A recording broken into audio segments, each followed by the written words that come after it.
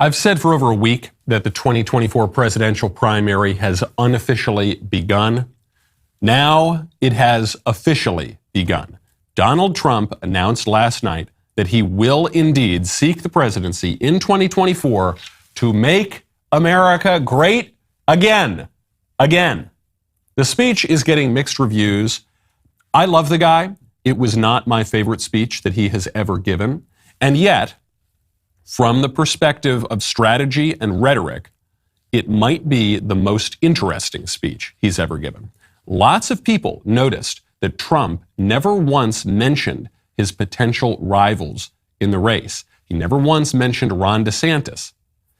No one seems to be noticing that the entire speech was essentially about those rivals, guys like Ron DeSantis. People seemed somewhat confused as he was giving the speech last night that virtually the whole thing was about foreign policy, China, Russia, North Korea, as well as parts that weren't about foreign policy that were mostly about foreign policy related issues, drugs, immigration. Even Trump's take on election fraud was framed through the lens of foreign policy, was framed through Chinese interference. Why would Trump focus his whole speech on foreign policy, which most people don't even really care that much about? It doesn't make sense until you remember that foreign policy is the one area of politics in which governors, people like his top rivals, have no experience. Trump's speech was pretty toned down, very few zingers, no encouragement of chanting, no Mexican rapists or lock her up or anything like that. In some ways, the speech even veered into the realm of the boring, something that Trump, for all his faults, has never been accused of being. The guy is not boring, okay? So why? Why did he do it? Doesn't make sense until you remember that Trump's chief rival is being pitched as Trump without the downsides. All the great policy, none of the wild and unseemly digressions.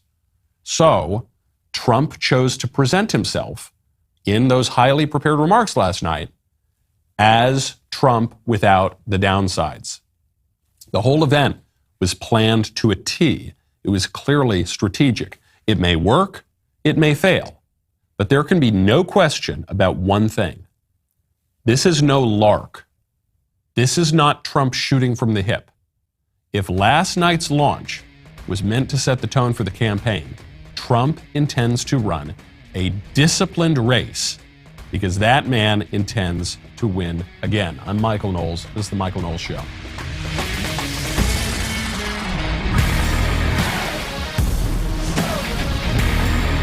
Welcome back to the show. My favorite comment yesterday is from Henry Knox, who says, Ron DeSantis did not show us how Republicans can win with message and rhetoric in Florida. He showed us if we can clean voter rolls, limit mail-in voting, vote and count votes on election day, Republicans can win big. A lot of truth to that. I mean, I think it's a little bit of both. I think DeSantis has done a very, very good job on messaging.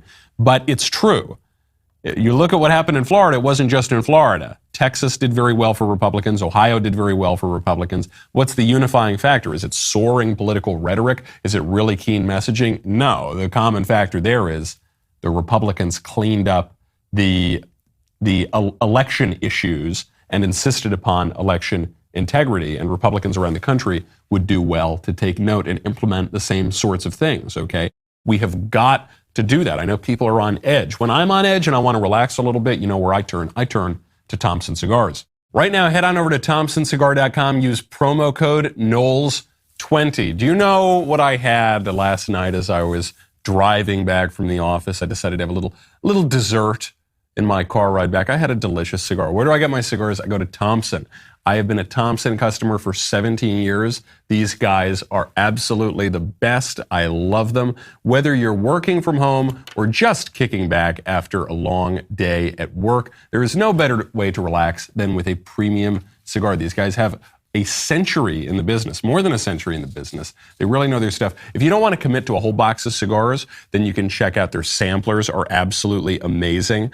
So you can get a nice little 5-pack cigars. You try them all out. They've got the Thompson Cigar Tour, so you get new top-rated blends delivered to your doorstep every single month. Whatever you want. They've got My Father by Don Pepin. They've got Oliva. They've got Padron. They've got They've got really whatever cigars you want. Thompson right now is offering our listeners $10 off orders over $50 or $20 off orders over $100 if you use promo code Knowles20 when you're ready to check out. To take advantage of these incredible savings, go to ThompsonCigar.com, use promo code Knowles20, that is THOMPSON cigar.com, promo code Knowles20.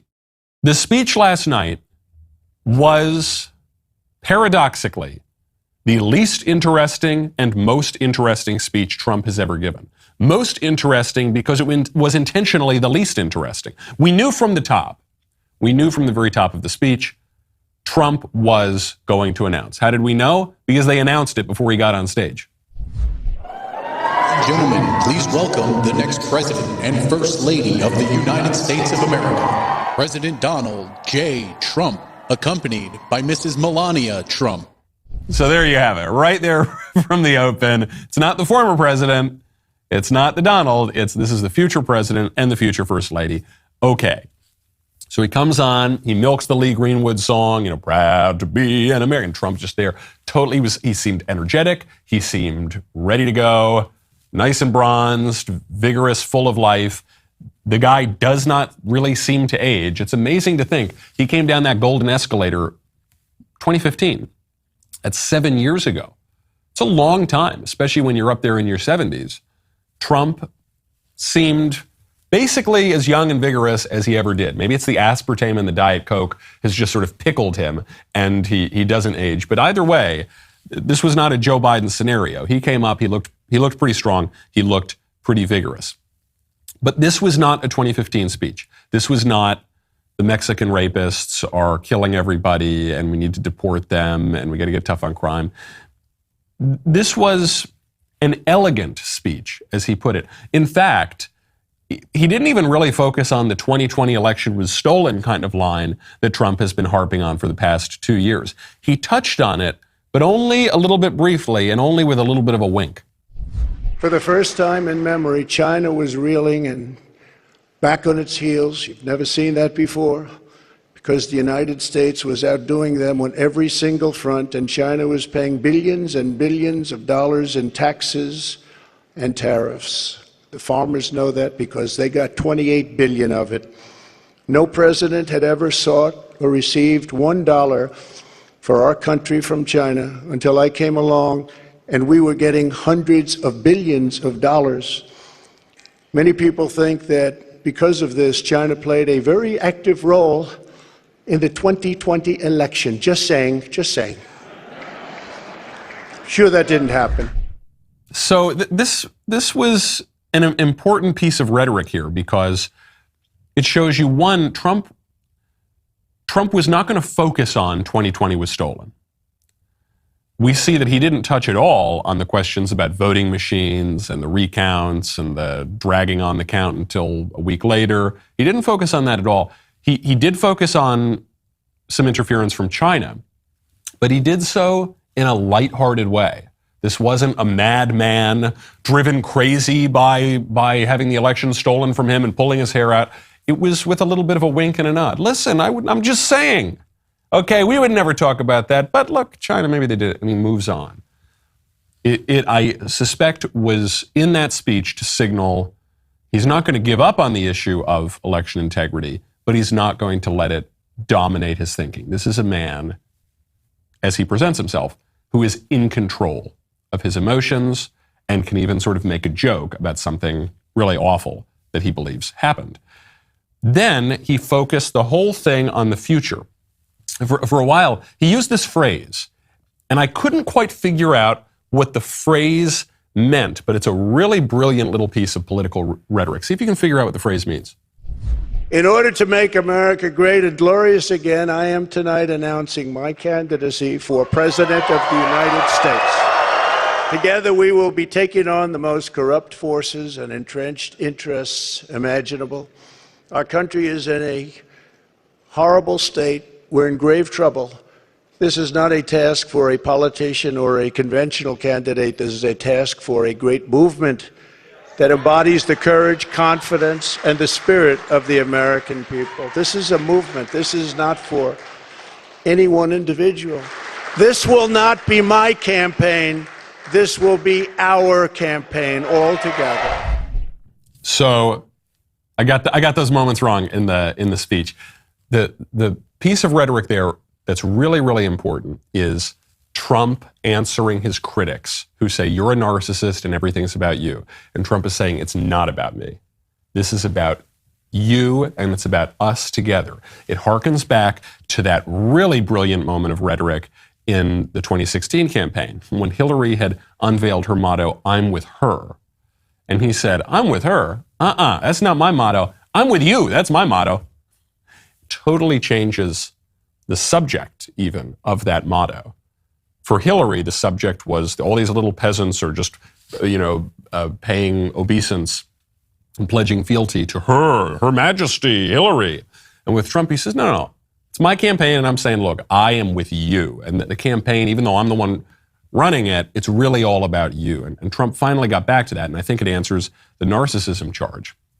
Then there was a really curious piece of rhetoric in there that did leave me scratching my head a little bit. Figure out if you can get what it means. One of the beautiful things of the pause, if there is such a thing as a beautiful thing, but one of the important factors of the pause is that we see how bad they've done. So we will be able to do it properly, and it will be much easier. Everybody will agree with us because everybody sees what a bad job has been done during this 2-year period, and it will be a 4-year period. Everybody sees that. It will be much easier for us to do what has to be done. The pause. What is the pause? Oh, the pause is the Biden administration, which is not the movement that came in to defeat Trump and MAGA. It's just this little pause between the inevitable first and second administration for Donald Trump. It's a smart piece of rhetoric, and it's the sort of thing we've seen from him before. Trump always pushes you past the sale. This is a point that Scott Adams made very clear in 2016. That Trump, he goes so far, he says, listen, we're going to round up every single illegal in this country and deport every single one of them because they're all rapists and murderers. And you say, what? What are you talking about? And he says, no, okay, we'll just deport some of them. And you've already accepted the premise that we're going to deport anybody at all. And so he kind of brings you along. He just plants these seeds in your mind. So by saying, this was the pause, already in your mind, you've got this idea, oh, of course there's going to be a second Trump administration. Yeah, I don't really like this Biden administration pause, but I'm looking forward to the inevitable second Trump term. He lulls you into this kind of almost hypnotically to accepting his vision of the future. And when you want to lull yourself to sleep, you got to check out Helix. Right now, head on over to helixsleep.com/Knowles. With everything going on in the world right now, we could probably all use a good night's sleep. That's why you got to check out Helix. I have had my Helix for years. I absolutely love it. Helix has several different mattress models to choose from. They got soft, medium, and firm mattresses. Mattresses great for cooling you down. Mattresses for spinal alignment to prevent morning aches and pains, and even a Helix Plus mattress for plus-sized sleepers.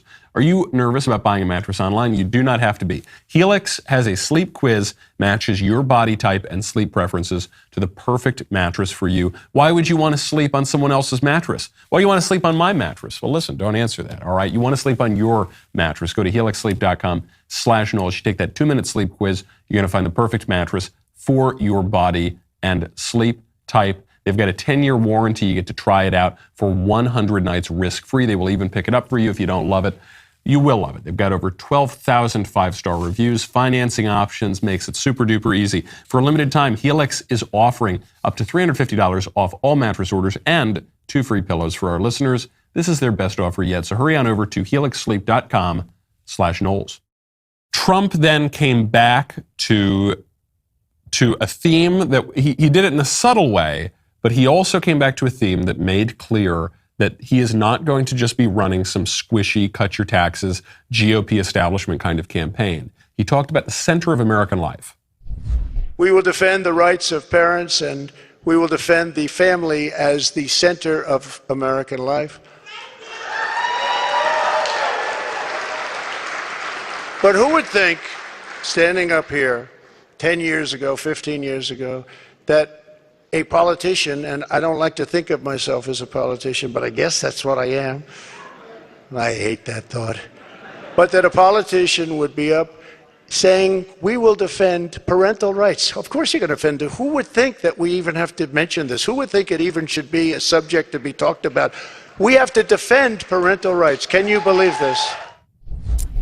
Now, you love that bit. You love to hear that from Trump, even beyond the point on family, which we'll get to in a second, when he says, listen, I come up here, I'm a politician. Do I have to say that? I hate the idea that I'm a politician, but I guess I am. The disingenuous, oily, slick career politician, he would say, oh, I'm not a politician. Maybe I'm a public servant, but I'm not a politician. No, it's about something greater than me. Trump comes up, and he actually is not a career politician. He's only been a politician for about 6-7 years. But he says, I guess I am a politician. Okay, I hate that idea because I don't like politicians, but I guess I am one. It's that honesty that I think people found refreshing. Even if some people felt the speech should have been more fiery, I kind of was hoping that it would be more fiery. There is a common theme that I saw cropping up on social media, even from some of Trump's critics, which is people saying, I like the guy. One of the great listeners to this show, Britta, who there's some people who are, they're really in the inner circle of the DW crew. And I saw her pop up on Twitter. She says, oh, I just like the guy. You just can't convince me not to like the guy. I was talking to friends of mine. They said, it just made me kind of miss him. Made me think, I remember that. That was nice. I miss that guy. When he says that the family is the center of American life, this is an important statement about political philosophy because there are two views on the subject. There is the view that the family is the center of American life, and there's the view that the individual is the center of American political life. And the libs believe that it's the individual. They want to destroy the family, and they want to first break society down into atomized individuals, then they want to gather them up into this sort of homogenous, ugly collective.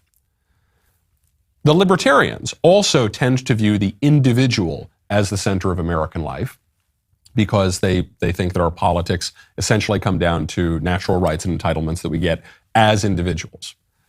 Conservatives don't think that. The traditional conservative perspective is no, individuals have their place, but the fundamental building block of society is not the atomized individual. It is the family. That's the fundamental political unit. Trump is siding with that traditional point of view. That's not exactly the libertarian point of view. That's not the neoconservative point of view. That's not the liberal point of view. That's not the leftist point of view. That is the traditional conservative point of view. And that is the lane that Trump had success in 2016. And if he's going to have success in 2024, that will have to be his lane as well.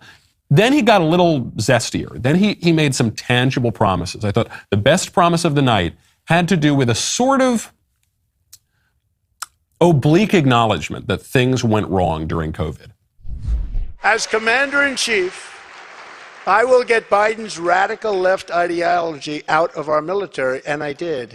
And in the first day, they put it back. They signed an executive order, and they put it back. It was gone. We will abolish every Biden COVID mandate and rehire every patriot who was fired from our military with an apology and full back pay. So Trump did not acknowledge that he made any mistakes during COVID. And this was not the speech to do that. Just like in a eulogy, you're not going to talk about how terrible a person is. Well, actually, these days people do that. There's a horrible case of that going viral right now. We'll get to that a little bit later. But there's a time and a place for everything. In a campaign launch speech, you're not going to acknowledge that you did things wrong. But here he's saying, look, what happened during COVID is awful. I am promising we will rehire those patriots who got booted from the military over not taking the experimental Fauci-ouchie drug. So it's also a kind of implicit acknowledgement that vaccine that he's been pushing for 2 years actually is not all that great. It's not as great as it had been sold to be. That's why the soldiers didn't want it, and that's why he's going to not only give them their jobs back, give them an apology and full back pay. So Trump is very good at painting these images with words. It's not just, they'll be reinstated to their posts. It's no, we're going to give them an apology. You can picture this, an envelope. Sorry, we shouldn't have done that. Envelope full of cash, full back pay. It's just much more evocative.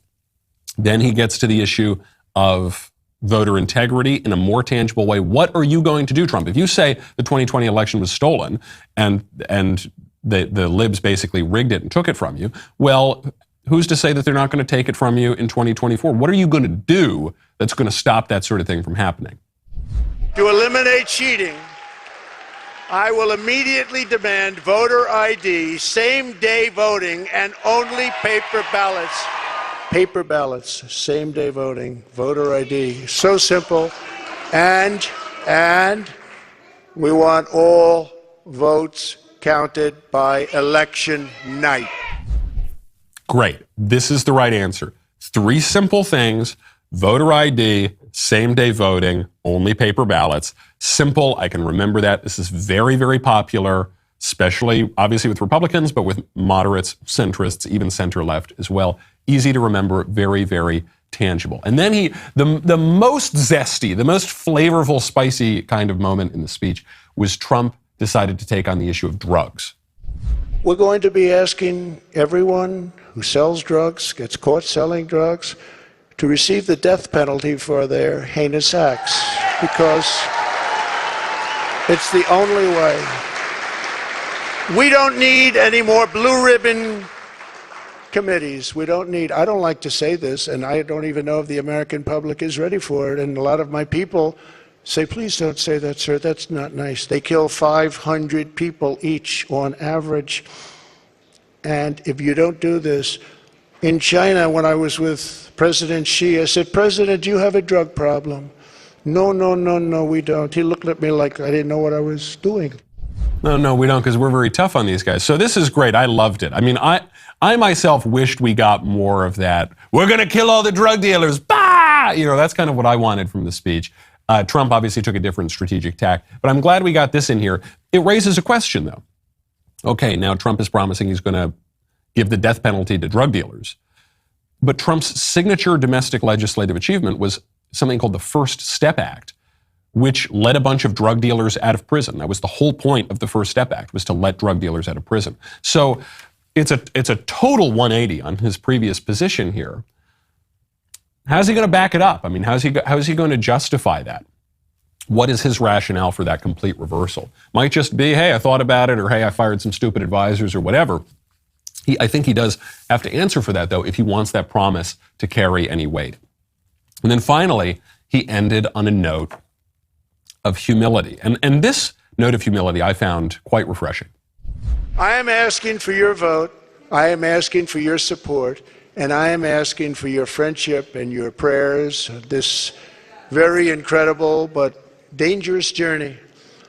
If our movement remains united and confident, then we will shatter the forces of tyranny and we will unleash the glories of liberty for ourselves and for our children and for generations yet to come.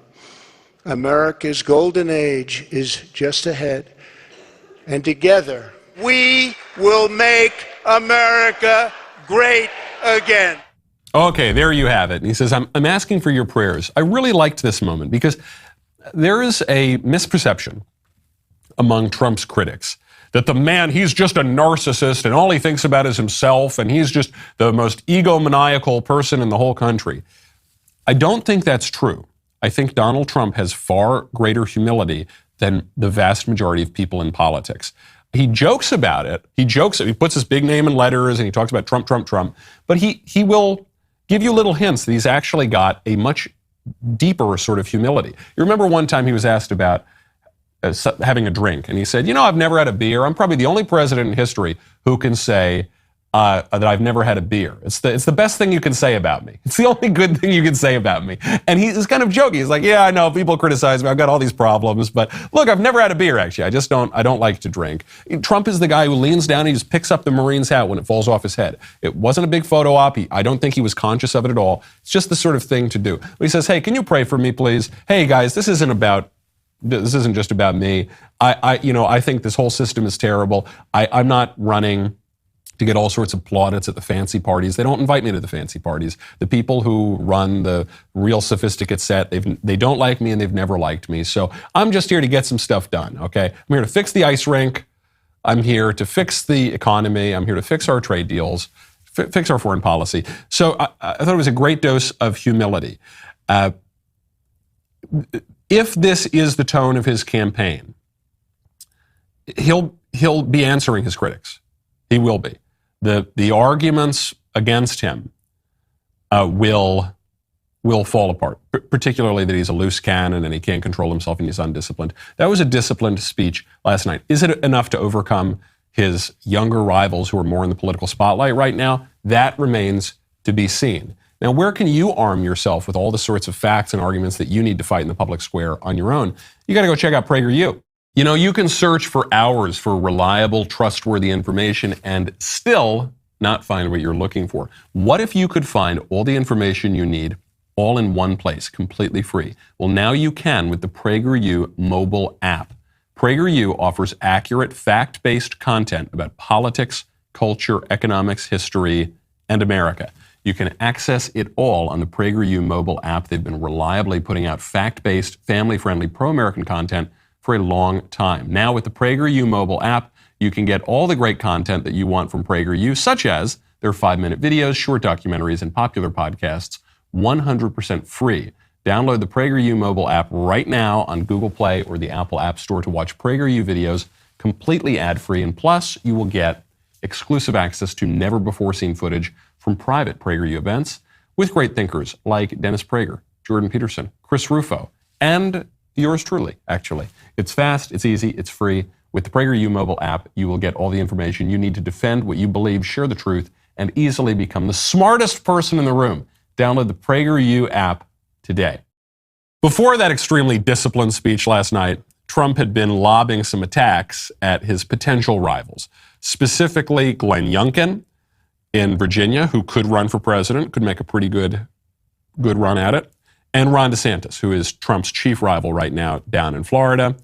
And DeSantis finally responded to these attacks, Trump calling him desanctimonious, Trump directly and indirectly going after the governor, trying to discourage him from running in 2024. Here is DeSantis' response.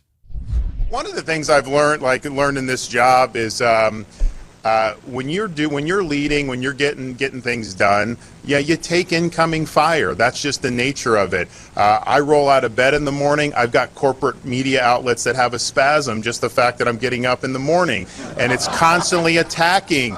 And this is just what's happened. I don't think any governor got attacked more, particularly by corporate media, than me over my 4-year term. And yet, I think what you learn is all that's just noise. And really what matters is, are you leading? Are you getting in front of issues? Are you delivering results for people? And are you standing up for folks? And if you do that, then none of that stuff matters. And that's what we've done. We focused on results and leadership. And, at the end of the day, I would just tell people to go check out the scoreboard from last Tuesday night. It's a good answer. I'm not knocking the answer, but it's a B-. That's not, it was a mistake to take the bait. I think that DeSantis could have totally gotten away with 90% of his answer. It was that last little bit where he goes, and by the way, check the scoreboard. Right, I beat Trump. Trump's candidates didn't do as well as my candidates, is at least what he's insinuating. Or his candidates didn't do as well as I did here in Florida. Why would you take the bait? Why would you take the bait? Trump's attacks on DeSantis have not been playing very well. And there's a rule in politics: when your opponent is hurting himself, don't get in the way of it. What Trump is attempting to do right now, when he's looking at his potential rivals and attacking them, as is perfectly normal. I know everyone's very upset at Trump for going after Youngkin and going after DeSantis. That's just called politics, okay? When you're running in a primary, you attack the people who are posing the greatest threat to you. Right now, that is DeSantis and people like Youngkin as well, though further back. All Trump is trying to do is elicit a response. If DeSantis would just ignore the attacks, he's the one with political power right now. He's the one in office. He can make himself seem like a real leader. He's just doing things, and there's Trump who's just criticizing him. As DeSantis responds, and this happens in politics, you can't help. Sometimes you just get baited into it, but it's a political mistake. I don't think he should respond if he wants to give himself the best chance in 2024. I think he'd be better served to ignore the attacks entirely. Trump is doing what he has to do to bring DeSantis down a couple pegs. DeSantis doesn't need to help him do that, though. Now, how are the establishment media responding to this announcement? I think that the way that the Washington Post and the New York Times and NBC and all the rest of them cover Trump is going to play a pretty big role in how Republicans shake out Trump versus DeSantis versus maybe somebody else. They're going to do it because here's a lot of people watch that speech and they said, oh, okay, I like Trump, I'm for Trump. And a lot of people watched that speech and said, oh, I like Trump and he did great stuff, but I'm for DeSantis. And a lot of people watched that speech and said, oh, okay, whatever. And then here's how WAPO covered the speech. The twice impeached former President Donald Trump, 76, who refused to concede the 2020 election and is the subject of multiple criminal investigations, is running again in 2024, increasing the likelihood of a potential rematch with President Biden. That was their tweet. Headline. Now, this is the headline of the actual article. Trump, who as president fomented an insurrection, says he's running again. Subheadline. The twice impeached former president has been eager to declare his candidacy, hoping to get ahead of likely rivals and potential criminal charges. I hate him. I hate him so much. I hate him. Why is he doing it? Orange man back. Orange man is back. I hate him. That's what the Washington Post is saying. And I'll tell you what. I generally don't make primary endorsements. I love Donald Trump. There are other good candidates too. I'm pro-primary. I want them to duke it out. We'll see how it shakes out. But reading that Washington Post headline makes me much more inclined to support Trump than before I read the Post headline. Because the libs hate Trump the most. They hate him. They hate him more than they hate any other Republican. And the media and the whole liberal establishment, we know, is very, very corrupt and wrong about pretty much everything. So the fact that they hate Trump the most is a big mark in Trump's favor. It's not DeSantis' fault that they hate Trump the most. It's not Hawley's fault or Cruz's fault or Nikki Haley's fault or Tim Scott or Youngkin or whoever's going to run. It's just a fact. They hate Trump more. They hate Republicans generally, but they really hate Trump. And that is a big mark in Trump's favor. I mean, this is psychotic stuff from the Washington Post. This, 3-4 line headline. Trump, who did this and I hate him. And look at this, there's a five-line headline on this tweet. Trump, he did all these terrible things and he wouldn't concede and he's old and I hate him and he's ugly and I hate him so much. Okay, I get. When I read that, every time I read one of those tweets, it makes me at least 0.5% more likely to support the Donald. Other people can run too, though. Everyone's only talking about Trump DeSantis right now. What about Greg Abbott? Greg Abbott right now in Texas is setting himself up to run for president in 2024. And he's doing a pretty good job. Greg Abbott just announced on this important issue of immigration that he has invoked the invasion clauses of the U.S. and Texas constitutions to fully authorize Texas to fight back against the influx of illegal aliens. This is a good idea. I'm glad that Abbott is using this kind of language. It is an invasion. That is what is happening. That is what illegal immigration is. We're talking about not just 1 million legal immigrants a year, which is a lot of people, but 2 million illegal immigrants. If you don't call that an invasion, I don't know what the word invasion means. And Greg Abbott is now legally calling it that. So what does it mean in practice? He says he's going to deploy the National Guard to safeguard the border and repel and turn back immigrants trying to cross the border. He'll deploy the Texas Department of Public Safety to arrest and return the border immigrants who crossed illegally, return them to the border. He'll build a border wall in multiple counties on the border, deploy gunboats to secure the border, designate Mexican drug cartels as foreign terrorist organizations, enter into a compact with other states to secure the border, enter into agreements with foreign powers to enhance border security. He's not going to be able to do that. The governor of Texas doesn't conduct American foreign policy. This is why Trump focused on foreign policy in his speech last night, is because the governors don't really have a say. So that one's pretty empty. And provide resources for border counties to increase their efforts to respond to the border invasion. Okay, so that all sounds good, but where's the teeth? Where's the teeth of this? Ken Cuccinelli, who's a great conservative leader, and he was at DHS during the Trump administration, he points out that Governor Abbott has not, in fact, invoked the full authority of an invasion declaration. He said that he's being invaded, but he's not blocking the invaders from coming. And Cuccinelli points out, until Abbott removes the illegals back across the border and out of the country, this will just be a PR stunt. And I tend to agree. I mean, this is something that Trump is going to have to prove, that DeSantis is going to have to prove, that Greg Abbott is having to prove right now. Enough of the words. I like the feisty, zesty rhetoric, okay? I like clarity in rhetoric too. I mean, that can serve a political purpose. But we need action. Okay, all the invasion declarations in the world and $1.50 will get you a cup of coffee if you're not actually taking the foreign nationals entering your country, invading your country, and sending them back to their countries. If you're not doing that, then you're not really doing much of anything at all. And I suspect this is also why Trump kind of toned down his announcement last night, is he didn't want to be accused of just bluster. Okay, you can bluster your way through a first campaign, but then you've got to get a little bit more serious. And Trump put a lot of wins on the scoreboard. All right, let's not downplay that. Trump got Roe v. Wade overruled. Yeah, it's the biggest conservative win of my lifetime, maybe of the century. And he got a lot of other wins too. But that zesty rhetoric is only going to play for so long. Then you need results. Okay, because the libs are getting results.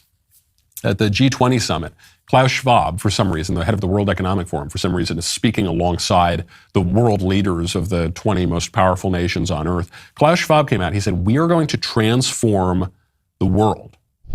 If we look at all the challenges, we can speak about the multi-crisis, an economic, a political, a social, an ecological, an institutional crisis. But actually, what we have to confront is a deep, systemic, and structural restructuring of our world. And this will take some time. And the world will look differently after we have gone through this transition process. Politically, the driving forces for this political transformation, of course, is the transition into a multipolar world, which has a tendency to make our world much more fragmented. There you have it. The transition into a multipolar world.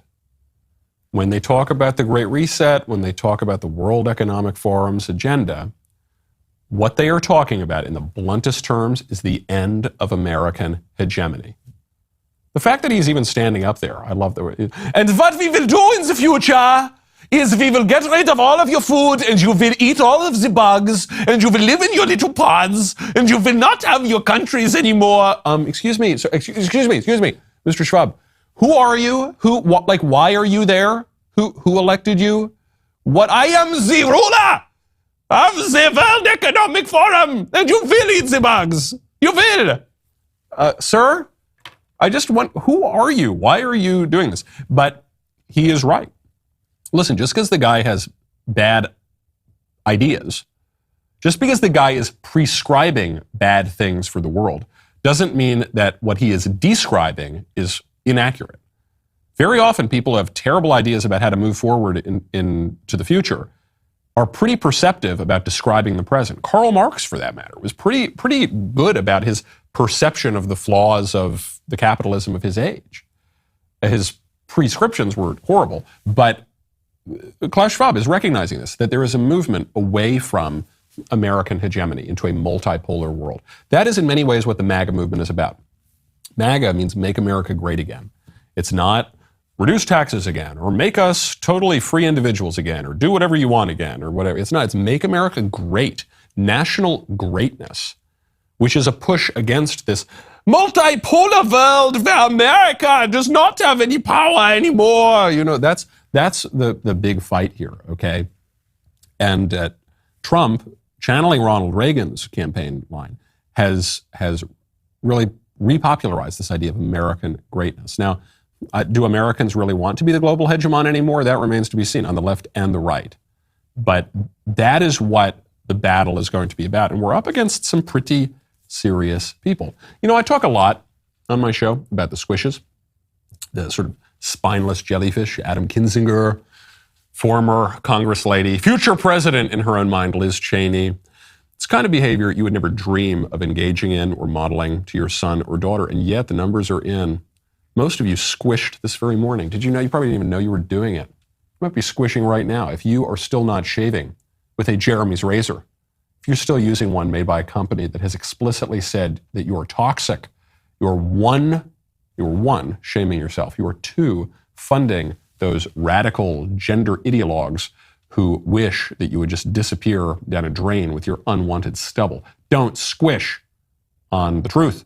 Switch to Jeremy's Razors and get your Founders Series Shave Kit today. Go to jeremy'srazors.com. Make the switch. Speaking of an absolutely incoherent and sort of absurd worldview, moving beyond the World Economic Forum for a moment, the libs are just shameless. On this issue of transgenderism now, in particular, the libs are just freaking shameless. They've been pushing the transing of a lot of people and of the kids specifically. So they say, yeah, we're going to pump you full of cross-sex hormones and chop off your genitals, and that'll be really, really good. And it's actually a human right to get your genitals chopped off by some quack doctor. And the conservatives are the ones who say, no, don't do that. That's bad. That's harmful. That violates the Hippocratic Oath. That is just absolutely evil. You should never mutilate somebody like that. That's really harmful to them. They say, how dare you? How dare you say that? This is a human right to have your genitals lopped off and have you be pumped full of chemicals that give you osteoporosis and sterilize you. That's a human right, and it's good gender-affirming health care.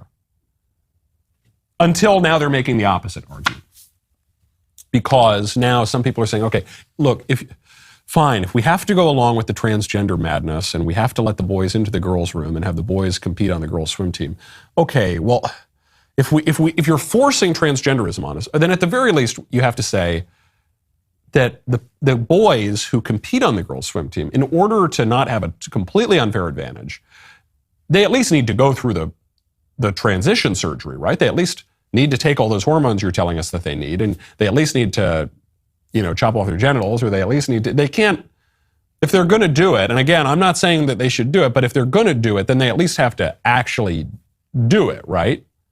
And now the libs are coming back and they're saying, no, how dare you? That gender surgery, that's akin to torture. You can't force anyone to have that gender surgery. That gender surgery is horrible because they're lopping off your genitals and pumping you full of chemicals and sterilizing you and giving you osteoporosis and stuff.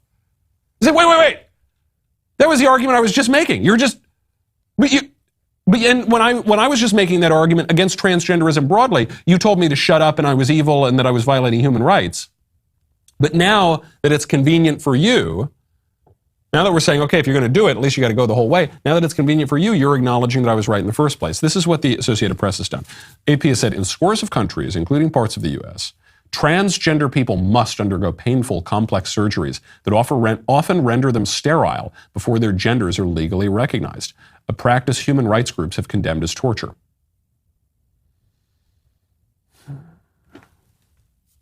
Dubbed torture, ID policies leave transgender people sterile. There's a very long article in the Associated Press about how the transgender surgery is so awful, and that's why we shouldn't make transgender people do it.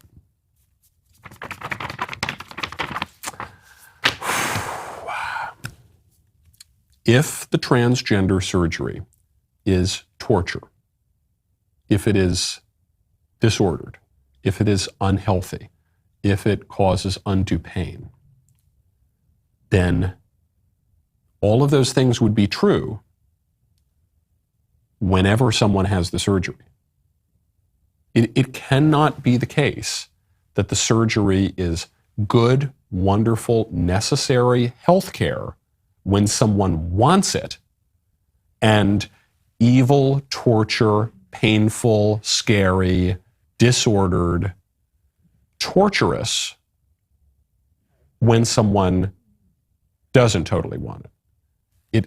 The surgery itself has to be one thing or the other. It cannot simultaneously be contradictory things. That would violate the law of non-contradiction. But this is in some ways the logic of transgenderism, just applied broadly to the very nature of reality. They're saying, no, everything only is whatever I identify it to be, whenever I identify it to be that thing. And when the way I identify it changes, then the reality changes as well. It's a way of saying that there is no such thing as objective reality. Every single thing, not just my own subjective self-perception, but everything out there in the whole world, including the surgery itself, is just whatever I say that it is, which is a kind of solipsism that creates a hell for people. It puts people in their own hell, and it throws society into hell.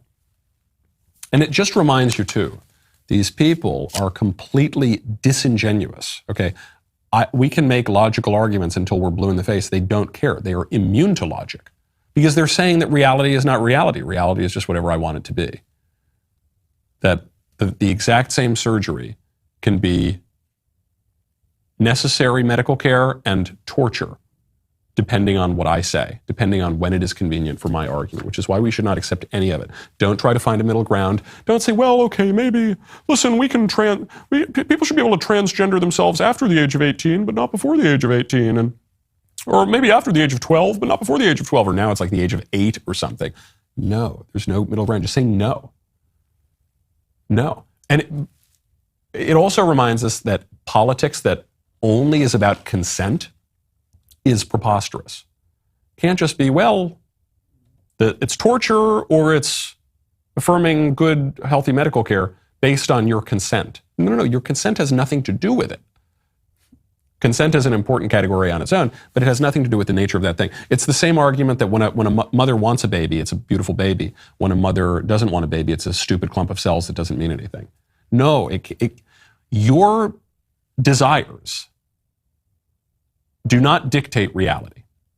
Okay, your desires have a relationship with reality, and your desires should actually be molded by reality. Okay, not the other way around. Speaking of children,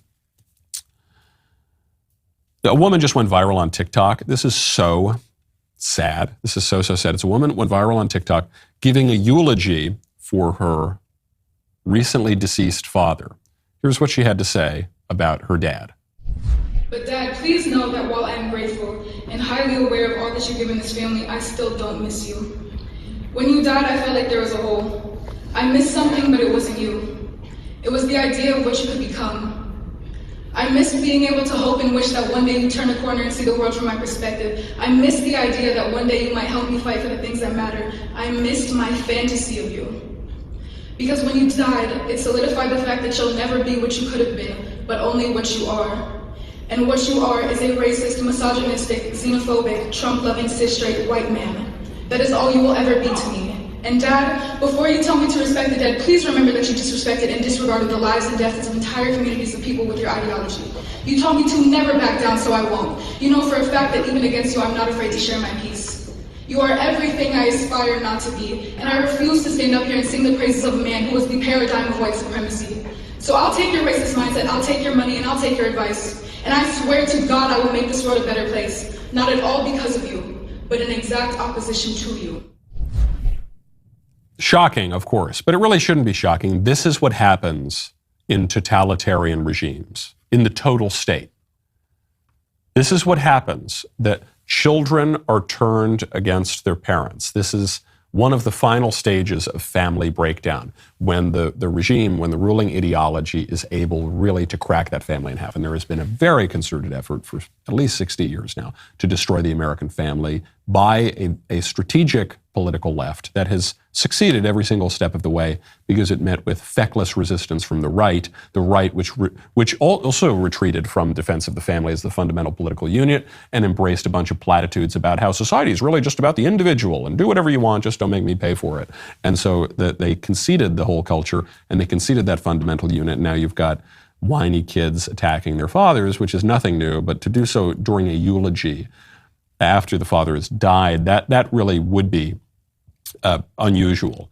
And it's going to become more and more usual, unfortunately. And this is the kind of stuff that we are fighting right now. And so when candidates come up in 2024, I suspect that The lesson that the establishment media wants us to take from the midterms, even in those states where the vote count was kind of weird, and dragged on for a long time and the results are somewhat dubious, clearly the conclusion they want us to take is conservatives just need to be a little bit more conciliatory and a little bit more moderate and meet in the middle and stop being so extreme, okay? Stop talking about things. The other day, I said on this show that a marriage is between a man and a woman. I said on this show that Republicans who vote for the radical redefinition of marriage to something other than what it has been for all of human history until 5 minutes ago should not be in the Republican Party because they obviously don't want to conserve anything.